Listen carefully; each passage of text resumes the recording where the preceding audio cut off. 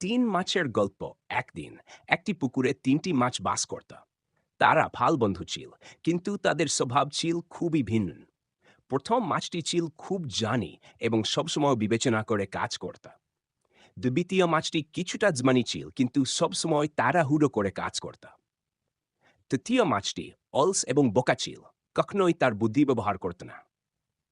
একদিন কিছু জেলে পুকুরের পাশ দিয়ে আসছিল।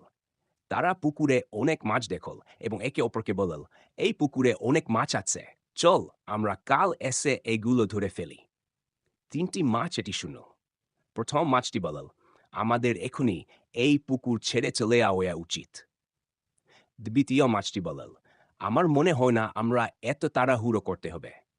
তৃতীয় মাছটি বলল, আমি কোথাও যাচ্ছি না, আমি মনে করি না জেলেরা আমাদের ধরবে। প্রথম মাছটি তৎক্ষণাৎ পুকুর ছেড়ে আরেকটি পুকুরে চলে গেল। দ্বিতীয় মাছটি ভাবলে জেলেরা এলে কিছু করবে। তৃতীয় মাছটি কিছুই করল না এবং ঘুমিয়ে রইল।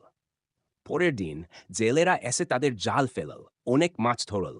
এর মধ্যে দ্বিতীয় এবং তৃতীয় মাছও ছিল। দ্বিতীয় মাছটি খুব চেষ্টা করল, কিন্তু জাল থেকে পালাতে পারল না।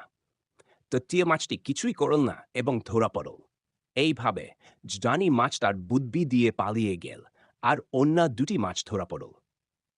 এই গল্পটি আমাদের শেখায় যে সময়মতো সঠিক সিদ্ধান্ত নেওয়া